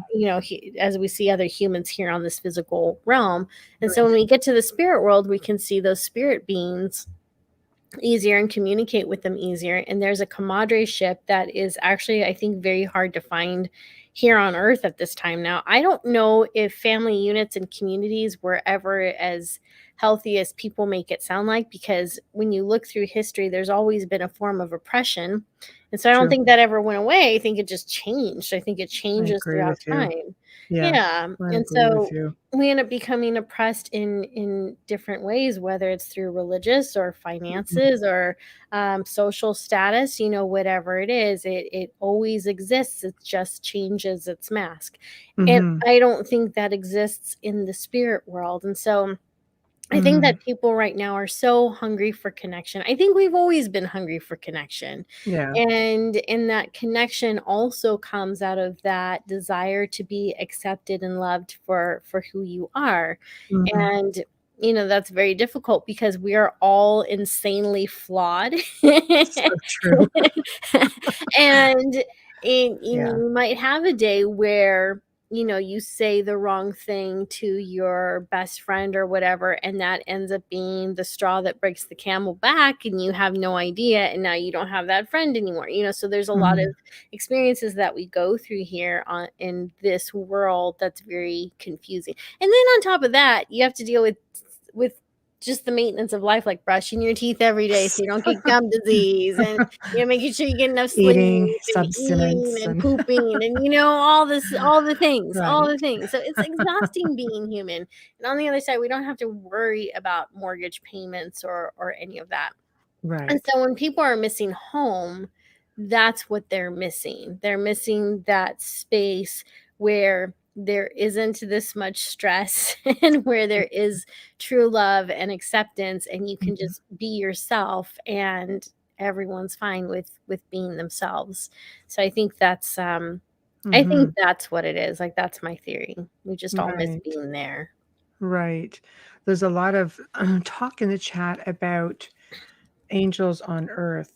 Do you think that, like Amelia said, she goes, I believe angels step into people and do these like amazing things. What's your thought on that? I think that I don't know if angels I think that angels can blend with people's Mhm. energy and Right. kind of work as a team. So I don't think it's I don't know about angel possession exactly. Right. Right. But I do believe Or that they maybe can blend. incarnate into human, like into the human body. Do you think some of them, bad naughty angels, have to come down and take care of the You know, flock? I've heard of the incarnated angels thing before, and Right. I'm not sure if I believe that. I'm not saying it's Okay. not possible. I'm just saying I Okay. don't know if it is. And the reason for that is because I do believe that angels are in a different celestial field than other spirits are. Right. And when I've connected with angels, like, first of all, when I connect with them, I know I'm not seeing the whole thing. I know Right. that they have to mellow everything out because they are powerful and they are Yeah. high vibrating and they are just enormous beings. I Mhm. don't know that a human body could contain the Such an spirit or the essence energy. of an Right. angel without combusting. Right. Okay. um We'll go with that. so So Right. that's why I say I know that they can blend energies because I've felt angel healing energy before, and I've worked with angel healing energy, and it's really Mhm. phenomenal. I really enjoy working with it. And so Mhm. I know that they can blend energy, and I think that they can blend to where it's overpowering enough where they can work with you to do something Mhm. miraculous. Right. But then I also do believe that angels can just show up in any form they want whenever they need to do whatever is required. Right. Um, so I mean, there's a lot about these beings that we don't know. Like, we don't even really know what they are. This is true. Well, I was going to bring you to another question, because religious people will tell you angels are angels, demons are demons, fallen ones, creation of the creator. Yeah. But if you talk to a ufologist, for example, they're all aliens, Yeah. right? I Yeah. mean, demons are archons or reptilians or draconians. And then you have angels who can be Palladians and Right. Andromedans and, Right. Yeah. thoughts. I think there's truth to all of that. Right. I think we're all getting doses of the truth, and we're not Right. gonna know what that is until we cross over. And even when we cross over, we may still have to search for some of it. Right. Um, So they don't but even cut you a bit of slack after that, eh? They scrub you anyway. You're never allowed to remember anything. this is Aliens true. or freaking angels. So when you get over there. Well, I mean, it makes sense that angels and demons or whatnot would be aliens because they are alien to us. They're in another, Yes. they're in another dimension, or that they're at least in a different space and time. So I mean, Mhm. technically, just by that alone, they are aliens. Now, do they really come from these different planets? Do they come from a Right. different realm? Are they both one and the same? Like, who Mhm. who knows? Right. I don't know, but I think that there's truth. I think that there's truth to all of it. Right. I agree with you. I think it's good to have an open mind about it. Yeah. Okay, look, Chris, here we go. Hello, how are you? Wait, long one. Yep. I see shadows. I see orbs. I hear, I'm going to say, I don't know what that is. Sorry. It goes out of time. I've seen my husband, great grandmother. She was transparent. It was only for a split second, and then I wasn't able to see her again. Sounds to me like, and hello, I see I'm just going through your chat now. This is the one I actually wanted to address. What about seeing demons almost look like a lizard with scales, midnight blue? It was mocking and vanished with a prayer. So, do aliens care about prayer? Which goes back to that. I don't know. Is it something biblical that is affected by prayer? Does it have to do with intention, mindset? What is it exactly? I think that it's the energy that you're projecting out. And then Mm-hmm. also what's amazing about this testimony is that, okay, so she saw a demon that looked like a lizard with the scales. What she didn't see were the angels that were protecting her from that thing. And so what she didn't see was all of the guides and everything that were still around her. So when she Mm-hmm. said that prayer, she was also making a statement to those angels, to the intelligent source that's out there, like, hey, get this thing out of my house. Right. And they listened and they did. And maybe this thing left on its own. Maybe it saw all the, to Chris, what would have been protectors to the demon would have been bullies, right? Like, Mm-hmm. I'm not staying around for this. I'm not going to get my ass whooped. Like, Right. No, it's true. Like, we're good. We're good. yeah. So Gonna I push think my like angel powers all the way out there. I'm all that's right. right. So I think Right. that when you pray, you're taking responsibility for your own intentions, and you're also giving the universe and your angels and everyone permission to act on your behalf. Mm-hmm. And so I think that there's a lot of things that happen in the spiritual world that we don't see. And so I mean, this Mm-hmm. would have been a form of spiritual warfare because there was a entity there that was not welcomed and not wanted. And Mm-hmm. the good thing is that it left. The good thing is that it did leave. Um, but Right. yeah, it's always interesting when you come into situations like that because it is like, what the hell, man? How'd you get it? Right. Right. It's like what? I Yeah, know. Who left the door open? I know. right. I Wow. saged this place. What? Dave, Michelle, and Nicole, and ideas about who I'm going to say Ta actually is. Well, that's Egyptian, and he's a creator. And if you ask me, he's probably extraterrestrial. I think so too. I I think agree. extraterrestrial. Mhm.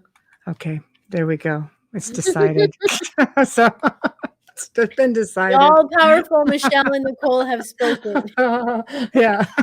No, I really do believe he's extraterrestrial. I believe a lot of these people, or I think a beings lot of the were. gods are, yeah. Oh, for sure. I mean, they come in, people emulate them, they build monuments to them, they Yeah, want to be like them. It right. just it stands to reason. Amelia is directing this one to us. Do you believe we incarnated from other dimensions like star seeds, light workers, angelic realm to save humanity? I I think possibly. I'm gonna leave that to you, Angel Lady. I think that there's so many different reasons why people incarnate that it's hard to give just one. Mm-hmm. And I think it's a beautiful idea that we came here to heal the world, but that's also a big responsibility. And heal it from what? Heal it from Mm, what exactly? Because we keep reincarnating back here. right. We're the ones doing the damage. Like if we weren't here, the earth would be fine. What you're saying is we're just not getting this right. The earth would be So fine. this is like a So prison planet? What is this? I Just don't know. cycling back? Weird. It But oh, go ahead. take it a step further. Do you think we can reincarnate or I mean, who says it has to be planet Earth? Do you think we can incarnate in other bodies Oh, and yeah. other planets and other systems? Yes. Thank you. There Yeah. we We go. absolutely Okay. can, and we do, and we do. So, like, Right. when people talk about reincarnating a lot or looking at past lives, a lot of times they're talking about their past lives as a human, but what does come up in Right. past life regressions are alien lives that people have lived before. And that's happened to Oh, me. It was okay. actually quite creepy and freaky. I was like, what am I? Really? I What? don't That's even crazy. know. Really? Oh. Yeah, I was very tall, very thin. I was translucent. I had these long, like crazy fingers, and Hmm. I was translucent, but also had like this reflect. I don't even know how to It describe sounds it. It like was to me like a really tall strange. white. It was really cool and very strange. Right. But getting back to like why people incarnate here, the Yeah. message that I channeled once, because I was I was pretty pissed at life one time, and I was like, Right. what the heck? What is the purpose? Mm, And one of the things that they told me is one of the reasons we incarnate here is for mastery, to hmm. learn how to master something. Right. And so part of the healing of humanity may not necessarily mean that we have to go out and heal anyone other than ourselves. There's something that we came here to learn that we need to overcome personally. We need to get mastership over that thing. Mm-hmm. And so I think that we come back here to consistently elevate based on the choices we make, and to get to that point where we feel comfortable with Mm-hmm. the decisions we're consistently making, and Mm-hmm. the way that our choices are affecting other people. Because I think that when you take good care of yourself and you're not doing that in a way where you're stepping on other people's toes, and you're Mm-hmm. not belittling anyone or hurting anyone else another way, then by example, you kind of are healing humanity. When you take care Mm-hmm. of yourself, I think that energy kind of pours out into other people too. Plus, you're also modeling how Right. to behave, the right way to behave and act in different situations. Um, Mm-hmm. so that's what came through for me, is that we can Mm-hmm. incarnate for mastery. We're here to learn some It type is of mastery. evolution, Yeah, right? it is. It's Yeah. a form of evolution. We Mhm. just try to better ourselves, enlighten ourselves to a point where we don't have to keep coming back here. Yes. And Yeah. with that being said, I have to do a station ID. So otherwise I'm gonna be out of a job. Okay. We don't want So that. to anyone who's just coming in, you are listening, of course, to The Outer Realm with Michelle DeRoche and the lovely Nicole Antoinette. And we are fully sponsored by Folgers Coffee. So I'm just going to put that right out there. Folgers Coffee. Mhm. We love you a whole lot.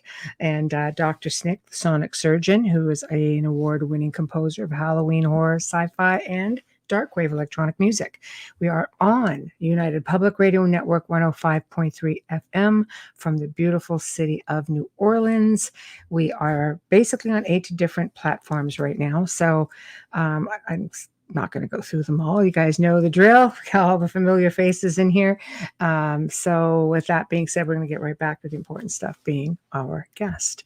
So I wanted to get up here Trish Moe. Now, Trish is one of our other hosts on the network from the radio show The Missing Piece. I hope I got Mm. that right.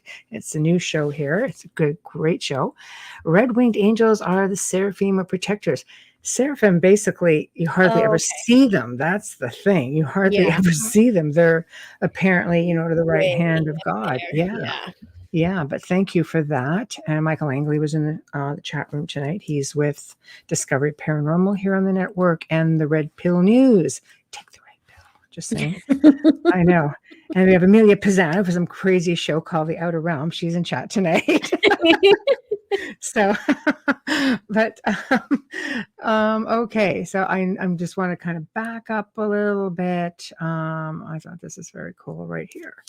I agree. I had an angel that appeared in my living room, no less.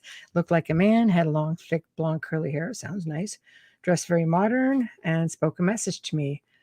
Do you want to share with the class what the message was? You can't just leave us hanging like that. An angel message and they'll leave us the message.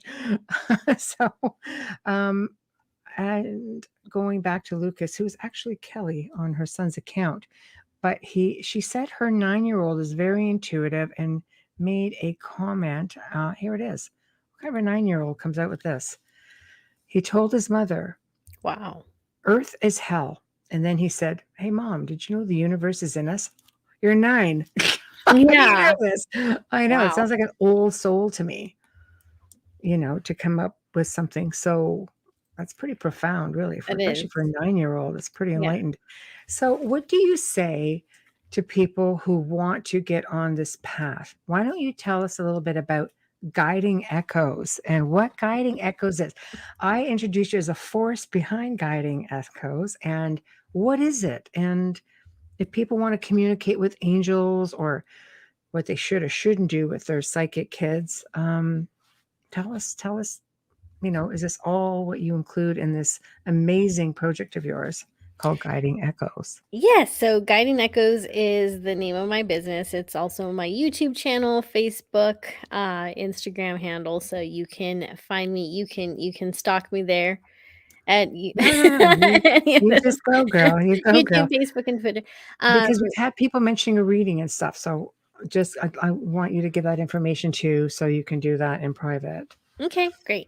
Yeah, so my website is guidingechoes.com. So, Right.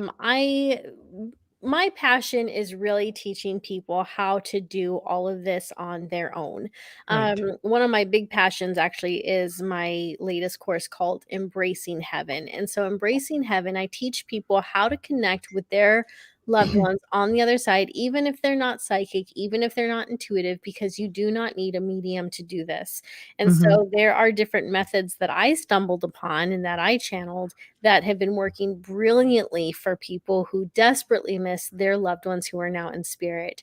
And what's so encouraging is that when you have people in the spirit world, you can continue to have a thriving relationship with them. You don't have to grieve them all the time. You don't Right. have to say goodbye. You don't have to let it be the end. That relationship can continue. The dynamic has changed because Hmm. they're no longer in physical form. And there's things that you're always going to miss. You're always going to miss the fact that you can't give them a hug and that you can't, reach out and touch them and that, if the sink is clogged, they can't unclog the sink for you. Right. There's just Right. so there are limitations to it, Right. but there's different ways that this is expansive too.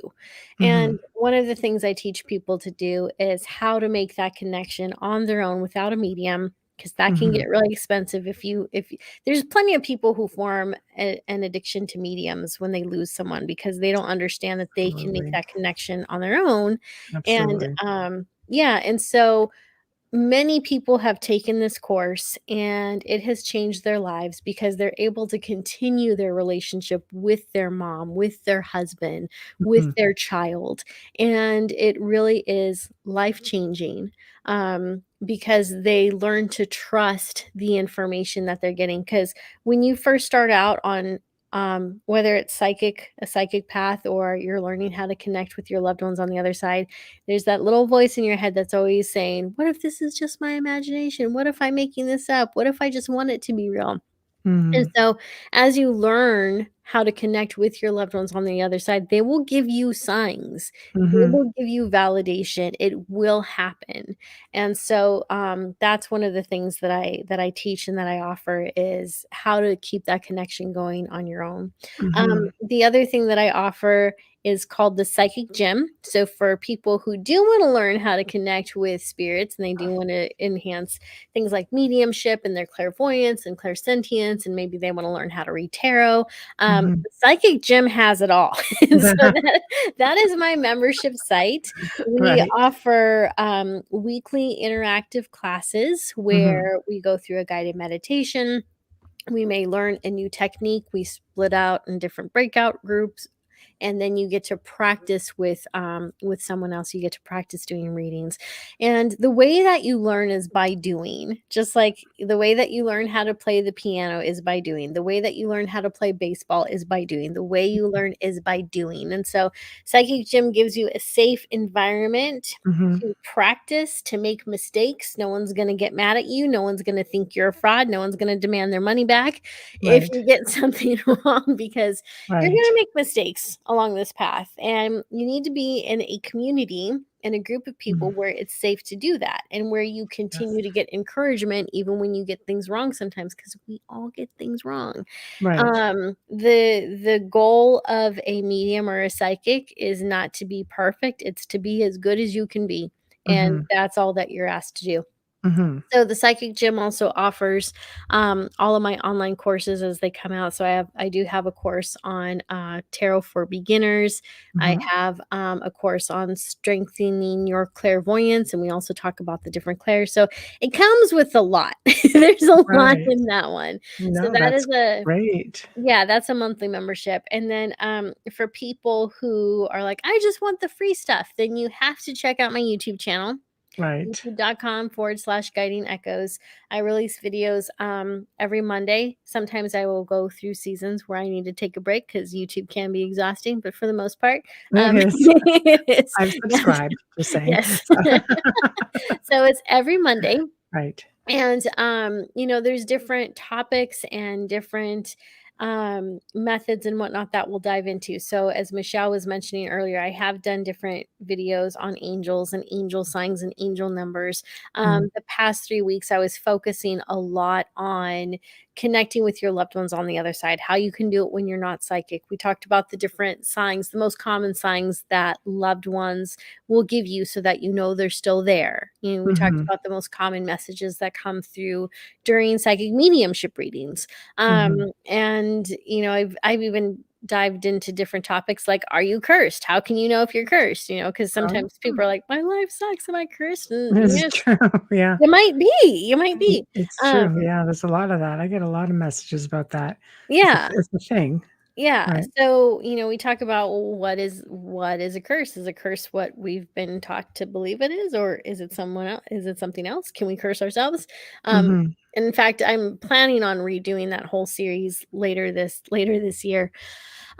So basically my passion is being able to inform and equip as many people as possible so that they have the tools, the method, and the information that they need to forge their own spiritual path and determine what is right for them. And as someone who grew up in a very religious and oppressive home, I know how important it is to be able to follow your own heart and follow a spiritual path that makes sense to you, even if it doesn't make sense to anyone else. It doesn't matter. It just has to make sense to you. And Right. so it's okay if people don't agree with some of the stuff I say on my channel. It's okay if I don't agree with some of the comments that they leave. What's important is that we're all learning, we're all growing, we're all asking the right questions, we're all taking time to consider the what ifs. In a That's safe what's important. environment, Yeah. right? Right. Yep. You offer a really safe environment, which is just, something for everyone, and nobody judges. And Right. Yeah, the moment that there's someone acting like a jerk in the right. groups, in the comments, anywhere like that, they're booted. They're Right. gone because Right. it's not tolerated. So, Right. yeah. So again, and of course I do offer mediumship readings as Right. There well. we go. So, I know. I saw a couple of stuff come up or something come up in chat. So yeah, I so just want to make mention because some people really, they need to know, sure. how their loved ones are or Right. connecting. It's important. It is. And so for mediumship readings, again, you can visit my website at guidingechoes.com. Click on the Work With Me tab that is currently on the top right corner of the website. And that will take you to my page where it talks about the different services that I offer. And you can order a reading there. There we go. There we go. So now to the parents. We don't want to repeat the cycle that poor little Nicole had to go through. Yeah. So for parents who have gifted children, whether they're strict or open-minded, what's the best way, in your opinion, to deal with something like that? What's the right way to, because kids, let's face it, they can be the teller of tall tales. They can. Right? Like, you don't want to scare them, but at the same respect, you don't want them going out into left field with something. And then, so Yeah. What's your advice? I think the best thing is to always just listen and affirm, because even Mhm. if the child, a young child at least, is making up tall tales, well, it's real to him or her on some level. It's something Right. that she's come up with, it's something that he's imagining, or maybe it's a real experience he or she is having. So being able to create that space where a kid can talk about whatever is on his or her mind, I Mhm. believe is going to be very important, because kids need to be able to talk to someone, and kids always want to talk to their parents. You know, Right. they always want their parents to love, to trust, and to respect them. You know, kids are Right. young, so they don't know to say to their parents, "I want your respect." But it I is was like, something that they want. "What?" Yeah. Yeah. What do It you is mean? it is something that they want. They just don't know how to verbalize it. They don't understand what Right. respect means. And so Right. when you're able to nourish that in your children, the first thing is that even if it's not something psychic, even if they just have wonderfully, beautifully active imaginations, you could be encouraging the next the next director or big Hollywood producer. You're Mm. nourishing their creativity. And so that's always a good thing to nourish anyway. Mhm. And if it does come out later that what they're seeing is real, I think that you're going to know. I think that you're going to get to a point where you know if your kid is making things up or if what they're saying is sincere, because of Mhm. how the stories repeat, how maybe they start to change. Um, and I think that you'll start to experience things in your home. I think that something will happen where you'll start to get Mm. a red flag, or there's just a knowing in your gut. You know, I think that good parents Mhm. have that intuition when it comes to their kids. And so when their Mhm. kids are telling them, like, hey, I saw this little girl playing in the backyard, if you get some type of sensation from that, Mhm. and you know that was probably true. You know that Right. was true because you got some type of intuitive hit off of it. So Mhm. again, I just think communicating is so important. You know, talking to your kids are so important. And if your kids are seeing things that are very scary, recognize that that is, whether you believe they're seeing this or not, recognize Mhm. it's real to them, and get a trauma counselor involved, because or get some type of a therapist involved, because there's something going on with that child, whether it's real trauma from something they're experiencing, from Mhm. seeing something scary, or they're Mhm. going through something else and this is how their imagination is dealing with it. Like, they need to be able to have some type of adult that they can talk to, especially Mhm. one that'll know how to handle that type Mhm. of situation. Um, I think it would be a great little thing to do on YouTube, or doing a little private consultation with a parent and a child, like from your end, to help advise or counsel. Because I've worked with many children, and where I found the problem lied with them was the parent made them feel foolish for mm, saying, "I have an imaginary friend or my little friend," and the child just didn't want to open up beyond yeah. that point. And of course, I only work malevolent cases, and super active in it at one time. And a lot of times that child wasn't necessarily a child. It was a mimic, Mm, something portraying itself as a child. And kids are, let's face it, they're easy to manipulate. So they it's are. easy for something, any kind of an entity, even a human entity, a human spirit to come in and bully. And if you weren't a nice person in life, sorry people, you're not going to necessarily be nice in death. And that point the child withdraws. Yeah. So this has ended up becoming really big issues in some of the families I've worked with. So mentoring and working with kids are, in fact, there's Amelia right there. I love mentoring gifted children. It only benefits a child. Yeah. When the Yeah. parents are on board, 100%. Yep. 100%. So while we still have time, there's another question from Kelly. Is it normal for the dark night of the soul through the spiritual awakening? Did we sign up for this? How do we get out of this? It's depressing. I want out of this. This is like It the is prison depressing. planet.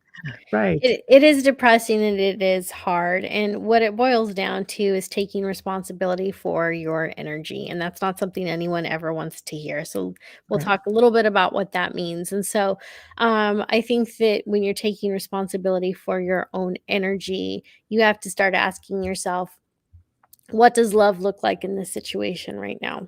Mhm. What does love look like in this situation right now? What Mhm. type of love do I need? Because if you're feeling depressed and if everything if the walls feel like they're caving in on you, because I'm getting an image of that right now of this person being in fetal position and the walls like coming in and it's just like this very dark, hopeless situation, then the thing to start asking yourself is what type of compassion do you need right now? What are you telling yourself? What's your self-talk? Mhm. And it all starts with that. And when I'm not promoting positive affirmations. I think that you have to get to a certain level sometimes before those work. Mhm. I kind of started my own thing where I call them basically what were they? Um, basically helpful statements, helpful declarations. What would help you right now? What do you need someone to say to you right now and say it to yourself? So Mhm. right now you're going through the dark night of the soul, you would tell yourself, this is really hard. This sucks, but I'm strong and I'll get through it. Or you might even say, I feel weak, but I'll be Mhm. better tomorrow. It's gonna get Right. better. All dark seasons end. This is coming to its end, and I'm gonna be fine. So you find different ways to talk to yourself like that, and taking responsibility for your energy, really for your life, also looks like what does your home look like right now? Does it Mhm. need to tidy up? Does it need to get cleaned up? Are there things Right. that you need to throw out? Are there relationships that you need to cut? Because all of this stuff does drain us. Loose ends. Yeah, absolutely. Right. Um, just start doing some, spiritual maintenance. Um, Mhm. and I do think so much of it is our inner talk and how we're allowing other things to talk to us. There are Yeah. people who, I've talked to people before and they'll tell me about their spirit guide and how their spirit guide is talking to them. I'm like, I don't think that's a good guide. Like, you need to fire that guide. You need to ask for a new one to come in And get the because scowly guy. yeah. Yeah. Well, any spirit can come through and call itself a guide. This is true. Yeah, they can pretend that they're all knowing or that they're there to help and So maybe that's another good question. How do you know the difference? Especially if you're a newbie. How do you know? yeah. So the way that you know is through the interaction you have with them. Like, are they Mm. making you feel good? Are they making you feel stupid? Are they making you feel empowered? Are they Mm. asking you to do things that are unethical? Are they talking you into, stealing a candy bar from the store and telling you that it's an empowerment exercise? I mean, I don't know, Right. but Right. Right. but This is a test. this is a test. So, Mm. helpful guides are always going to be loving towards you. They may be direct, they may be very Mhm. direct, but what they say is honest, it's truthful, it is meant to help you. They're not going to ask you to do anything that is harmful to you or others. I don't even think they'll ask you to harm even a blade of grass. Mhm. They will want you to act in the best interest of yourself and of others, and they will Mhm. also encourage your spiritual growth. So, I have one guide who will remind me, who will get on me if I haven't meditated in a while. And, and so that's a guide that is looking out for my spiritual health and my mental well being because meditation is good for me. And Right. He's sometimes, like your booking agent. yeah, Okay. exactly. Right. And, your Right. guides want you to succeed at certain things. And so there are things that they may ask you to do, which are hard to do. Like if they recognize that you have a friendship that's not Mm. good, they may ask you and encourage you to cut it off, but they'll tell you why, So Right. a bad spirit guide is someone who wants to they're abusive, so they go through the same cycle of abuse that a narcissist or sociopath will, where they Right. isolate you, they make you feel dumb, they belittle you, like, Mhm. that's not a spirit guide, that is a sociopathic spirit, that's what that is. Right, right, exactly. Exactly. Note to self, do not Right. talk to that spirit. Do not. Um, yeah, I think that happens a lot, and I think sometimes people just want that experience so desperately that they'll take whatever they can get. They I just agree. don't think about, like, this makes me feel uncomfortable. Maybe this is something I should shy away from. So it might be the only experience they feel they're ever going to have. Right. Yeah, I agree. Right. And Mhm. sometimes that experience is better than none at all. Right. So, okay, well, I think that's awesome. It sounds like you have a whole melee of good times on your site. So, oh, here we go. One sec.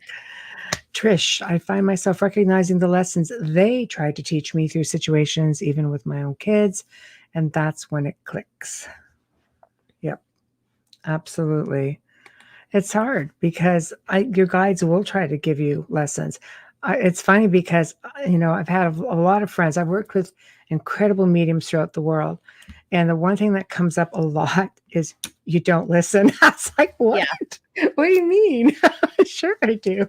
No, apparently I do not listen at all. And, I just missed the boat on a lot, according to You're my like, guides. They're very frustrated with me.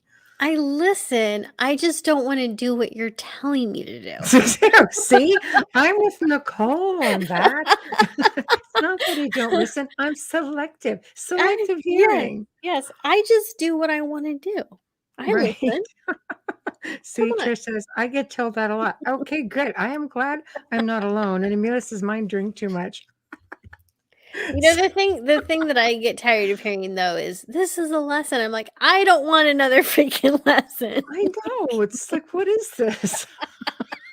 It's supposed to School guide of me. Hard You're not Knocks. I supposed to know, boss me around. right? I know.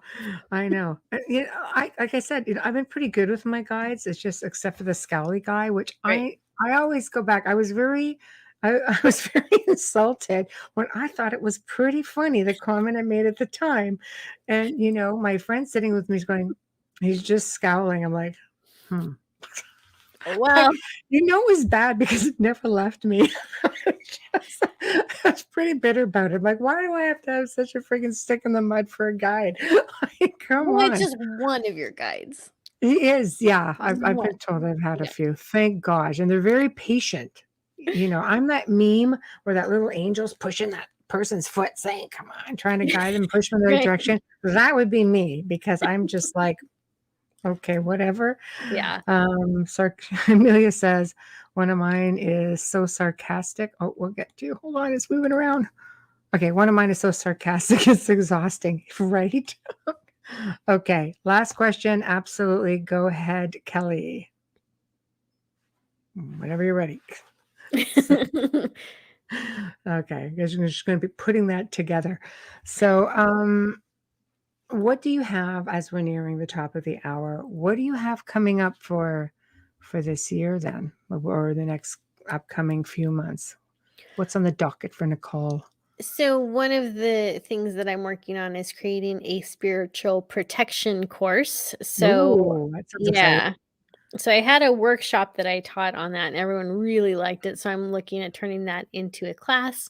Also wanting to offer more things through the psychic gym. So at some point, right now we're meeting once a week, Sundays at 7 p.m. Eastern.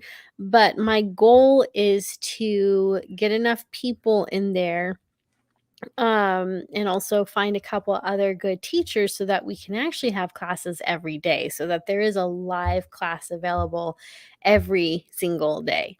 Because I know that Sundays at 7 p.m. Eastern don't work for everybody. No. And there are people who would love to go to class more than once a week. Yes. And so I'm hoping by the end of the year I can get get us to have the classes of some type of psychic development every day. Mhm.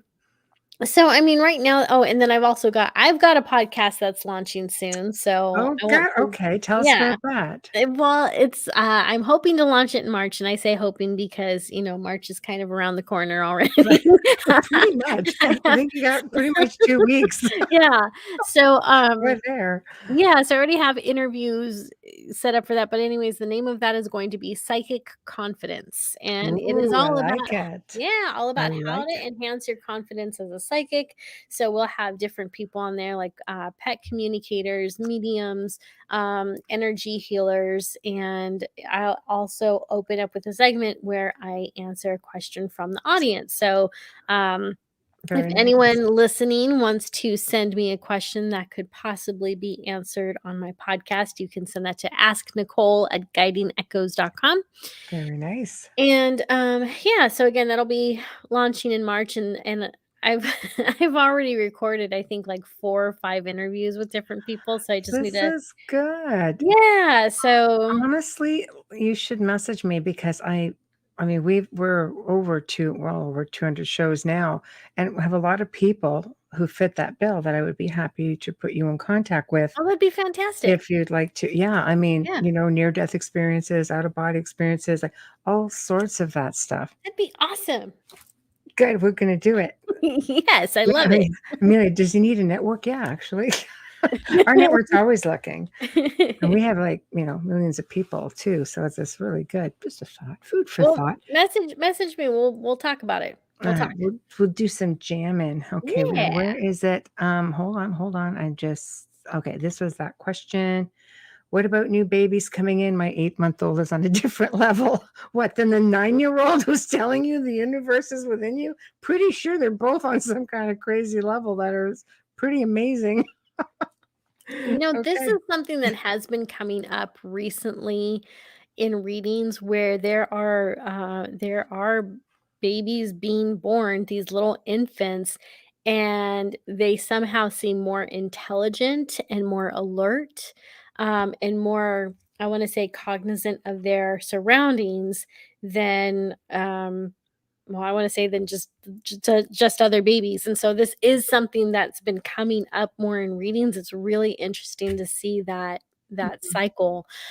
So I do believe that there is, this is gonna probably sound weird, but we'll go with it anyway. I feel like there's a new type of light seed or indigo child. I don't think there's a Oh, name for it yet, I'm gonna but validate you in a minute.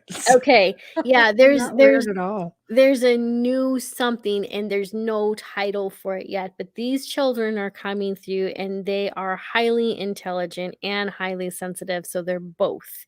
And Mhm, they are going to function on a level that is unlike anything we have ever seen.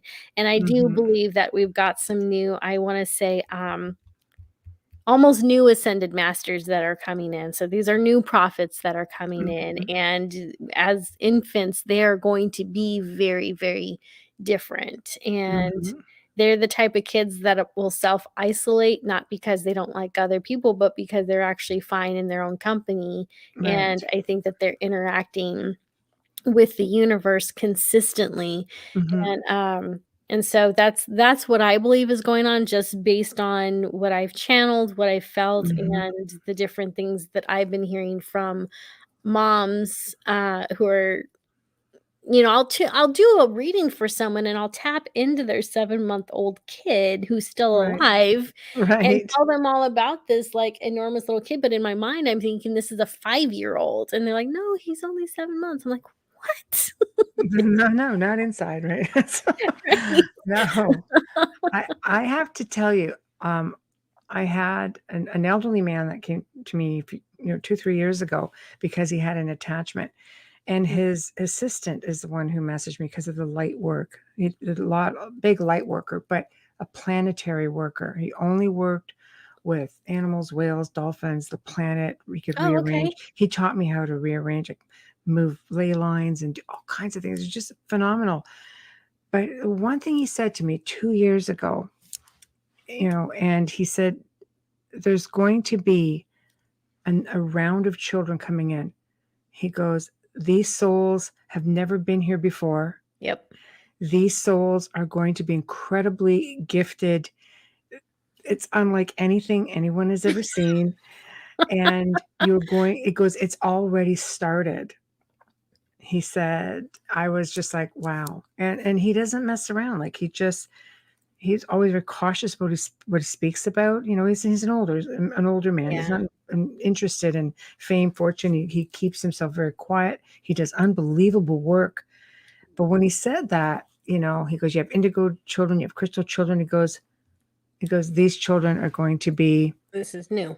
yes. He Yep. goes, like nothing anyone has seen ever. He goes, and you will be able to notice them because they're going to be exceptional.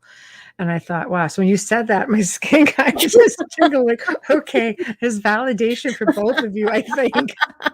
So wowzers, you know, and you know, I'm pretty sure, like, I have a family member whose little one is very much like that, just gifted little person who's, you know, 2 years old and does these amazing things. I just sit there Yeah. and like, what? How? So Yeah. I do. I absolutely, totally agree with that. Okay, Trishmo, I've been trying to find investors to build schools for these children because it's very difficult for them in regular schools. You are right on that. You are right on that. So I think you could do something, Nicole, on your site, even as a parent-child thing, parent of gifted children, working, you know, coming on with their kids and doing something, because you have a really unique way and you're just so bubbly and bubbles, but it's so you are though. It's just your energy. And I Thank think you. that you could draw that out and really teach somebody and make it fun at the same time.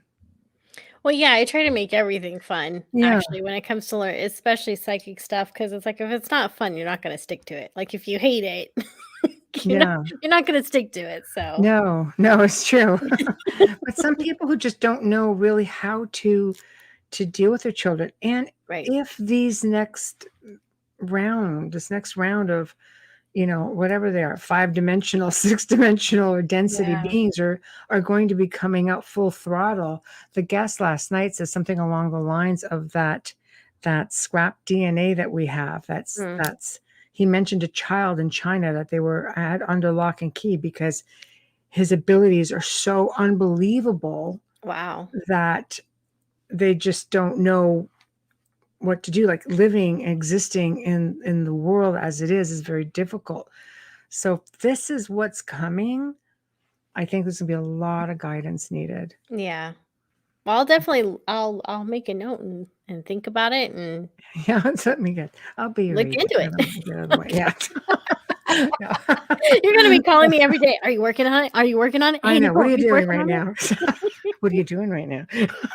So, yeah, but we definitely will have to communicate, because I'm really sure I can connect you with some awesome people who are of like mind, and everything you just talked about for your new podcast. I'm sure you could just get a really great lineup. I Yeah, can. sounds great. Thank you. Happy to. So one last time before we have to say goodnight, how does everybody find you? Go, go, go. Guidingechoes.com is my website. You can also find me at youtube.com/guiding echoes on my YouTube channel. And then, of course, on Facebook and Instagram, just type in Guiding Echoes. And Mhm.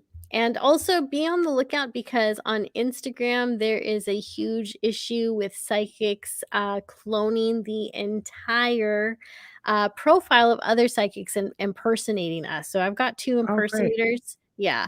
So Oh, yeah, it's pretty awful, and they're scamming people. So just remember, Guiding okay. Echoes, it is spelled correctly. There's no dashes in the name. There's not an extra S. It is Guiding Echoes on Instagram.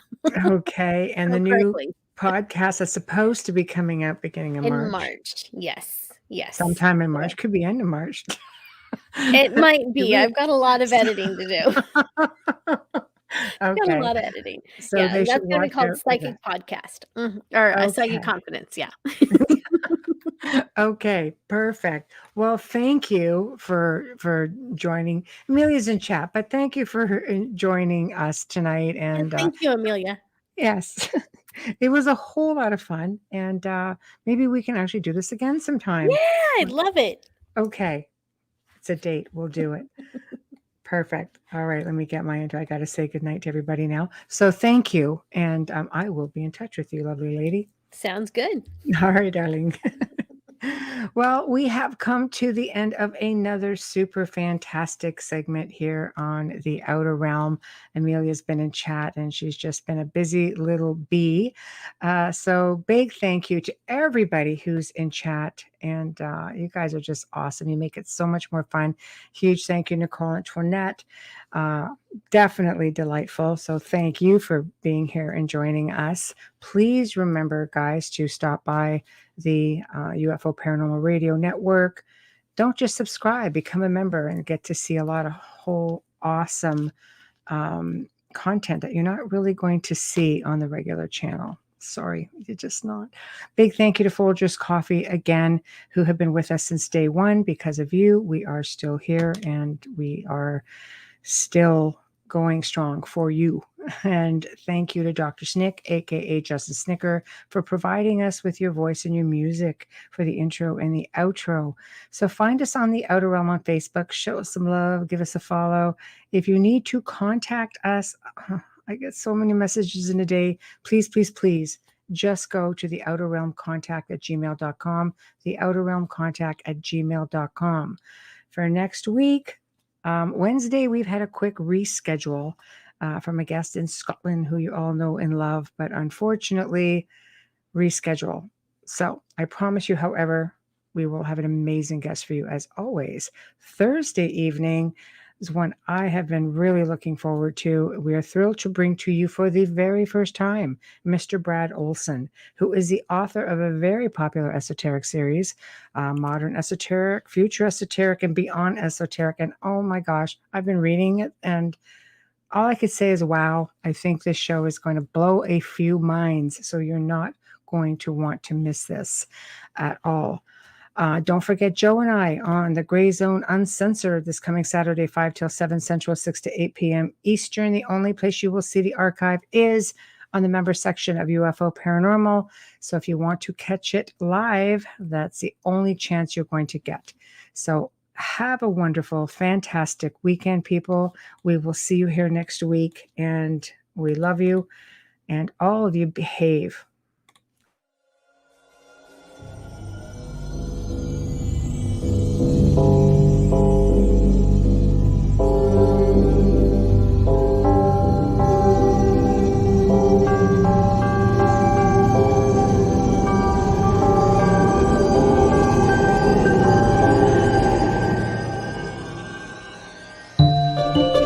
You have been listening to The Outer Realm with Michelle DeRoche and Amelia Pisano, airing live every Wednesday and Thursday evening, 9 to 11 p.m. Eastern, 8 to 10 p.m. Central, on the United Public Radio Network, 105.3 FM in New Orleans.